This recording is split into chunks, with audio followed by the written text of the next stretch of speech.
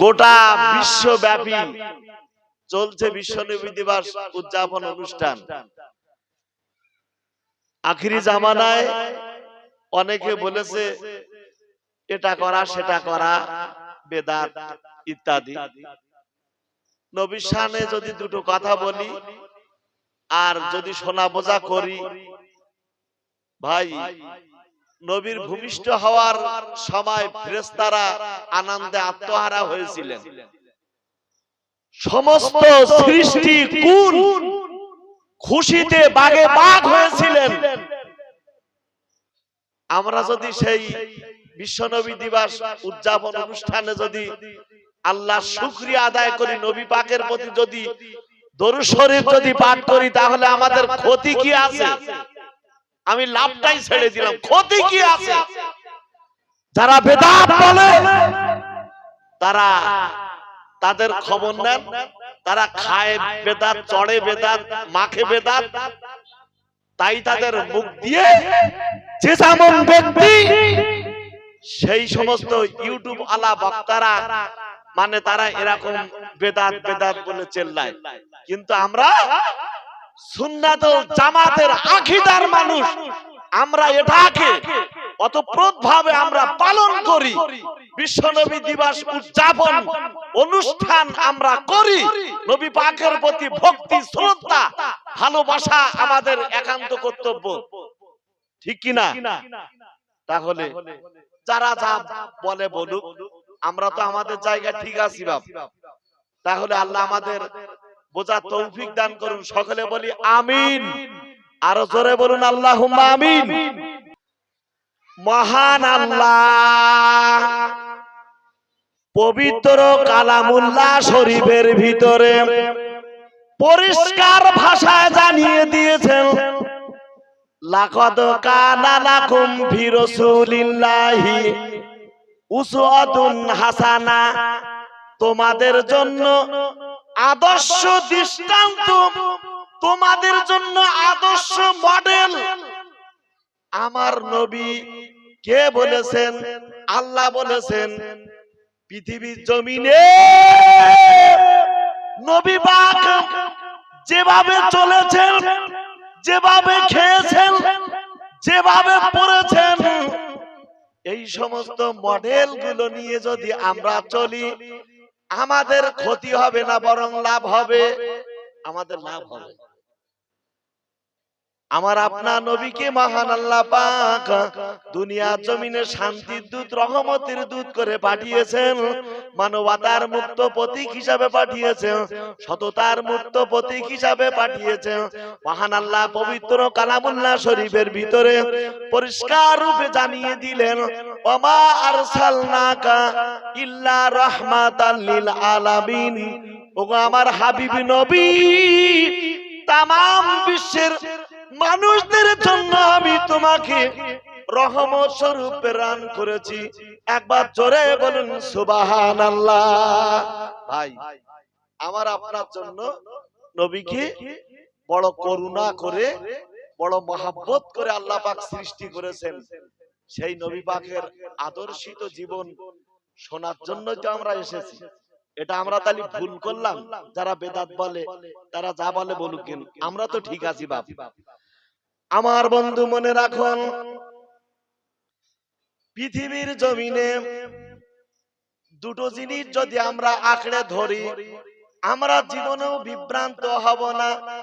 মহান আল্লাহ পবিত্র কালামুল্লাহ শরীফের ভিতরে পরিষ্কার রূপে জানিয়ে দিয়েছেন, কদ জাআকুম মিনাল্লাহি নূরু ওয়া কিতাবুম মুবিন। সত্যই আল্লাহ তাআলার পক্ষ হইতে নূর এবং প্রকাশ্য গ্রন্থ আল্লাহ পাক পাঠিয়েছেন। এখানে নূরের ব্যাখ্যা হচ্ছে আমার আপনার নবী, আর প্রকাশ্য গ্রন্থ হচ্ছে আল কোরআন। যতদিন আমরা নবীর হাদিস এবং নবী পাকের মুখসৃত বাণী, হাদিস এবং কোরআনকে নিয়ে বাঁচবো, ততদিন আমরা বিভ্রান্ত হব না। কিন্তু যেই না মাত্র নবীকে ভুলে যাব, যেই না মাত্র কোরআনকে আমরা ভুলে যাব, সেই আমাদের লাভ হবে না, বরং ক্ষতি হবে, বরং আমাদের জাহান্নাম ঠিকানা হবে। তাই হাদিস এবং কোরআনকে বাদ দিয়ে কোন জিনিস না, আলোচনা তো হাদিস কোরআন অনুযায়ী হবে। নবী পাকের গোটা জীবনটা আদর্শিত জীবন, নবী পাকের আদর্শিত জীবনটা মেনে চলাইটাই হচ্ছে সবচেয়ে ভাই বড় কথা। আমার বন্ধুগণ মনে রাখুন, পৃথিবীর জমিনে সততার মূর্ত প্রতীক, পৃথিবীর জমিনে মানবতার মূর্ত প্রতীক, পৃথিবীর জমিনে আল্লাহ নবীকে আল্লাহ পাক কত আগে সৃষ্টি করেছিলেন, বাটখারায় মাপা সম্ভবপর হবে না। শুধু এতটুকু জানি, এতটুকু বুঝি, মহান রব্বুল আলামিন সর্বাগ্রে রাসূলের নূর সৃষ্টি করেছিলেন।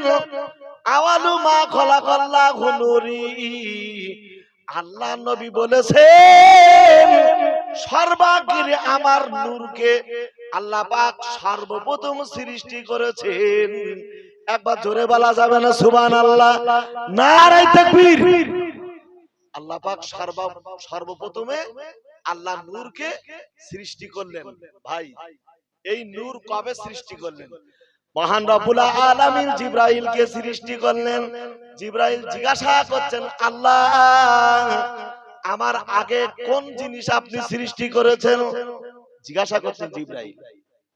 যখন জিবরাইলকে যখন আল্লাহ পাক সৃষ্টি করলেন, জিবরাইল জিজ্ঞাসা করছেন, আল্লাহ আমার আগে কি কাউকে সৃষ্টি করা হয়েছে? তা আল্লাহ পাক বললেন, জি হ্যাঁ, আমার হাবিব নবীর নূর সৃষ্টি করা হয়েছে। জিবরাইল দেখতে মন চাচ্ছে, সেই নূরটা একটু দেখি না কেন? আমার আপনার নবী আখিরি জামানার নবী নূর। আল্লাহ পাক দেখাচ্ছেন ফেরেশতা জিবরাইলকে, ওগো জিবরাইল তুমি সামনের দিকে দৃষ্টিপাত করে দেখো। জিবরাইল সামনের দিকে দৃষ্টিপাত করে দেখলেন যে একটা উজ্জ্বল বড় আকৃতির নূর, আর তার চারপাশে চারটি নূর। আল্লাহ পাকে জিজ্ঞাসা করছেন, জিবরাইল এই বড় নূরটি কার? আল্লাহ পাক বলছেন যে ওগো জিবরাইল এই বড় নূরটি হচ্ছে, এই বড় নূরটি হচ্ছে আমার হাবিব নবীর নূর। আর এই চারপাশে চারটি নূর হচ্ছে আমার হাবিব নবীর দোস্তদের নূর। জোরে বলুন সুবহানাল্লাহ। তারা কারা?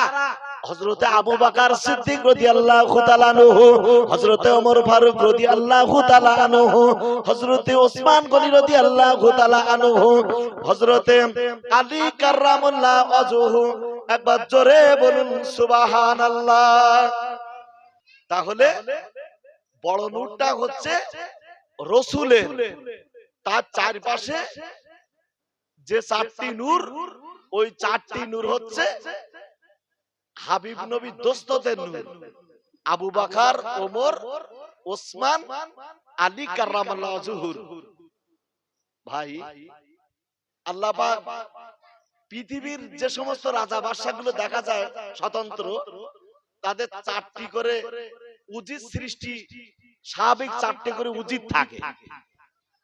ঠিক তদ্রূপ দুজাহানের বাদশা নবী মুহাম্মদুর রাসূলুল্লাহ সাল্লাল্লাহু তাআলা আলাইহি সাল্লামকে আল্লাহ চারটি উজির সৃষ্টি করেছিলেন। দুইজন হচ্ছে দুনিয়ায় আর দুইজন হচ্ছে আখিরাতে। দুইজন উজির হযরতে আবু বকর সিদ্দিক রাদিয়াল্লাহু তাআলা আনহু এবং ওমর ফারুক রাদিয়াল্লাহু তাআলা আনহু দুনিয়ার জন্য, আর আখিরাতের জন্য হযরতে জিবরাইল এবং হযরতে মিকাইল। জোরে বলুন সুবহানাল্লাহ।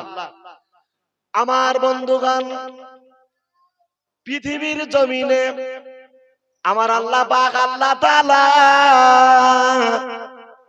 নবী পাককে কি জন্য পৃথিবীর জমিনে পাঠিয়েছেন আমরা সবাই জানি।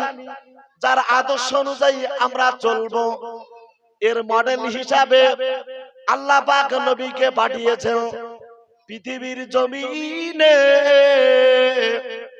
আমাদের দোলনা থেকে মৃত্যু পর্যন্ত যার আদর্শিত জীবন নিয়ে আমরা চলতে চাই তিনি হচ্ছে মুহাম্মাদুর রাসূলুল্লাহ। একবার জোরে বলুন সুবহানাল্লাহ। আমাদের আল্লাহ কি জন্য সৃষ্টি করেছেন? কোরআন শরীফে আয়াতে আমরা জানি না, ওমা খালাকতুল জিন্না ওয়াল ইনসা ইল্লা লিয়াবুদুন। জিন এবং মানব জাতিকে ইবাদতের তরেই আল্লাহ সৃষ্টি করেছেন। আমাকে পাকাম মারার জন্য আল্লাহ সৃষ্টি করেনি, আল্লাহ পাক সৃষ্টি করেছেন ইবাদতের জন্য। ভাই এক একটা প্রাণী আমাদের সব উপকারের জন্যই আল্লাহ সৃষ্টি করেছেন। কোন প্রাণী অকারণে আল্লাহ সৃষ্টি করেন নাই। ও ভাই আরো একটা কারণে আল্লাহ পাক আমাদের সৃষ্টি করেছেন। কি কারণ? গোটা বিশ্ববাসীকে মহান আল্লাহ পাক জানিয়ে দিলেন আমার নবী মুহাম্মাদুর রাসূলুল্লাহ সাল্লাল্লাহু তাআলা আলাইহি ওয়াসাল্লামের পৃথিবীর জমিনে কত সম্মান, কত বুজুর্গি, কত কদর তাহা বুঝবার তরে তোমাদেরকে পৃথিবীর জমিনে পাঠানো হয়েছে। তাই তো গবেষণায় পাওয়া যায় পৃথিবীর জমিনে সবচেয়ে সৎ চরিত্রবান ব্যক্তি হচ্ছে আমার নবী। আমার নবী নিষ্পাপ, বেগুনাহ, মাসুম। আমার নবীর জীবনে কোনো পাপ নাই। আমার নবীর আদর্শিত জীবন যারা মেনে চলবে তাদের হৃদয়ে কোন রকম পাপ থাকতে পারে না। একবার জোরে বলুন সুবহানাল্লাহ। আমার বন্ধু মনে রাখুন, আমরা আখিরি জামানা নবীর উম্মত। আমাদের কত মর্যাদা। মহান রব্বুল আলামিন ফেরেশতাকে বললেন, ওগো জিবরাইল ফেরেশতা শোনো শোনো, এমনি করে আদম নবী থেকে শুরু করে সমস্ত নবীদের অদৃষ্ট তুমি লিপিবদ্ধ করো। সমস্ত নবী সম্পর্কে লেখা হলো যে যারা পুরাপুরি ভাবে ঈমান ইসলাম পালন করবে তারাই জান্নাত পাবে, যারা পুরাপুরি ভাবে যারা শরিয়াত অনুযায়ী চলতে পারবে না তারা জাহান্নামে যাবে। ক্লিয়ার কথা।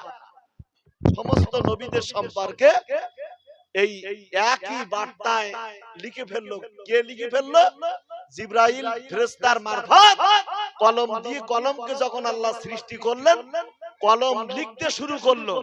কলম লিখতে শুরু করলো, আপনার কলম লিখে দিল যারা পৃথিবীতে অন্যান্য নবীর উম্মাহ সম্পর্কে একই কথা লিখলো।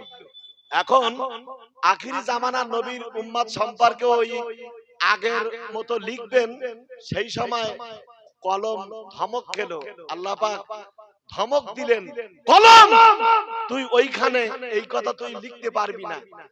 কলম বলছে, আল্লাহ আমি এই স্থানে কি লিখতে পারি? ওই সময় আমার বন্ধু কলমকে অর্ডার দেওয়া হলো, উম্মাতুল মুসনিবাতুন ওয়া রাব্বুন গফুর। কলম এমনি করে লিখলো যে যারা পৃথিবীর জমিনে আখিরি জামানা নবীর উম্মত হবে তারা পক্ষান্তরে যতই গুনাহগার হোক না কেন আল্লাহ যাকে ইচ্ছা মাফ করতে পারবেন, আল্লাহ যাকে ইচ্ছা ক্ষমা করতে পারবেন। যেহেতু আল্লাহ মহিয়ান গরিয়ান সর্বশক্তিমান, আল্লাহ পাকের কুদরতি হাতে সবকিছু আছে। কলম লিখে ফেললো উম্মাতুল মুসনিবাতুন ওয়া রাব্বুন গফুর। আল্লাহ যাকে ইচ্ছা তাকে মাফ করতে পারেন, যেহেতু মহান আল্লাহ দয়াবান অতিশয় ক্ষমাকারী। একবার জোরে বলুন সুবহানাল্লাহ। অন্যান্য নবীদের বেলায় কলম লিখলো কি? যারা পুরোপুরি ভাবে শরিয়াত অনুযায়ী চলবে তারাই জান্নাত পাবে, যারা পুরোপুরি ভাবে শরিয়াত অনুযায়ী চলতে পারবে না তারা জাহান্নামী হবে।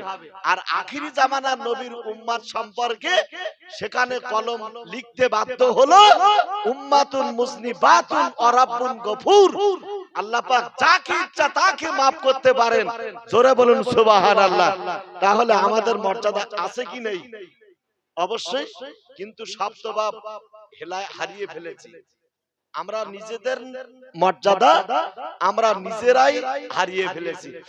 পৃথিবীর জমিনে আল্লাহ পাক যুগে যুগে রাসূল পয়গম্বরকে পাঠিয়েছেন, কিন্তু তাদের যে বুজুর্গি, তাদের যে কামালিয়াত আল্লাহ পাক দান করেছিলেন, তাদের তুলনায় আমার আপনার নবীকে আল্লাহ পাক শত শত গুণ বেশি বুজুর্গি এবং কামালিয়াত দান করেছিলেন। জোরে বলুন সুবহানাল্লাহ। কিরকম কামালিয়াত দান করেছিলেন? যেমন আদম নবী আলাইহিস সালাতু ওয়াস সালামকে এবং দাউদ নবী আলাইহিস সালাতু ওয়াস সালামকে গোটা পৃথিবীর রাজত্ব দিয়েছিলেন, তাই তো? ঠিক আপনার আমার নবীকেও এরকম গোটা পৃথিবীর জন্য শান্তির দূত হিসাবে আল্লাহ পাক পাঠিয়েছেন। জোরে বলুন সুবহানাল্লাহ। হযরত ইব্রাহিম খলিলুল্লাহর মতো আমার বন্ধু হযরত ইব্রাহিম খলিলুল্লাহর মতো ইবাদতি করে আল্লাহ পাক নবীকে পাঠিয়েছেন। হযরত মুসা নবী আলাইহিস সালাতু ওয়াস সালামের মতো কালাম আল্লাহ পাক নবীকে দান করেছেন। হযরত নূহ নবীর মতো ইবাদত নবীকে এমনি করে দান করেছেন।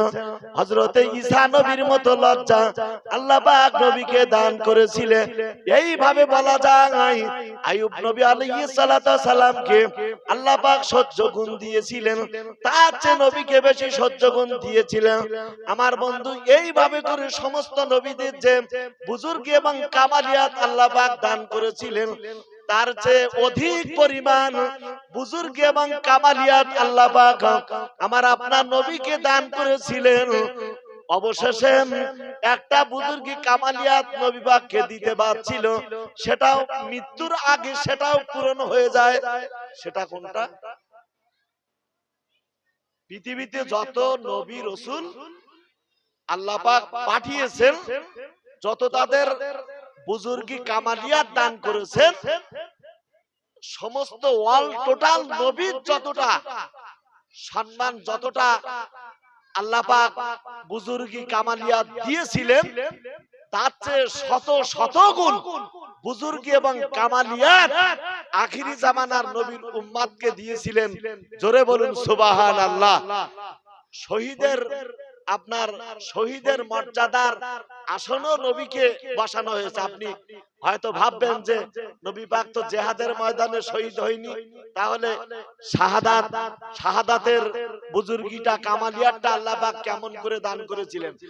আমার বন্ধু, আপনাদের কি মনে নেই যে হযরত আবু বকর সিদ্দিক রাদিয়াল্লাহু তাআলা আনহু হইতে বর্ণনা করা হয়েছে, একদা নবী পাকের কিছু সাহাবা মসজিদে বসে আছে, এমন সময় একজন ইহুদি এসে হাজির। ইহুদি এসে কিছু রান্না করা গোশত, কিছু ভুনা গোশত এমনি রাসূল পাকের দরবারে এসে বললেন, ইয়া রাসূলুল্লাহ, ইয়া হাবিবাল্লাহ, হুজুর, আমি আপনার জন্য কিছু ভুনা করা গোশত, কিছু রান্না করা গোশত আপনার কাছে নিয়ে এসেছি, আপনি এটা কি ভক্ষণ করুন, এটা কি খান, আমি বড় খুশি হয়ে যাব, আমি বড় সন্তুষ্ট হয়ে যাব। ইহুদি নবীকে বলছেন, হুজুর, আপনার জন্য আমি এটা রান্না করে নিয়ে এসেছি, আপনি যদি খান আমি বড় খুশি হয়ে যাব, বড় সন্তুষ্ট হয়ে যাব। নবী পাক খাবেন, সেই সময় আল্লাহর নামে যখন খাবেন, ওই গোশতের টুকরার ভিতর থেকে আওয়াজ আসছে, ইয়া রাসূলুল্লাহ, ইয়া হাবিবাল্লাহ, হুজুর, আপনি আমাকে ভক্ষণ করবেন না, যেহেতু আমার সঙ্গে বিষ মেশানো আছে, আমার সঙ্গে অত্যন্ত তীর্যপূর্ণ বিষ মেশানো আছে, আপনি খাবেন আপনার ক্ষতি হবে। কথা বলছে, গোশতের টুকরার ভিতর থেকে আওয়াজ আসছে। আমার বন্ধুগণ, আমার আপনার নবী এত সবরকারী নবী, ইহুদিকে কোনো কিছু বললেন না। সাহাবাদের যদি একটা বাদ যদি লেলিয়ে দেয় তাহলে কিন্তু আর উপায় থাকে না, কিন্তু না না না, আমার নবীর আদর্শ ওটা না।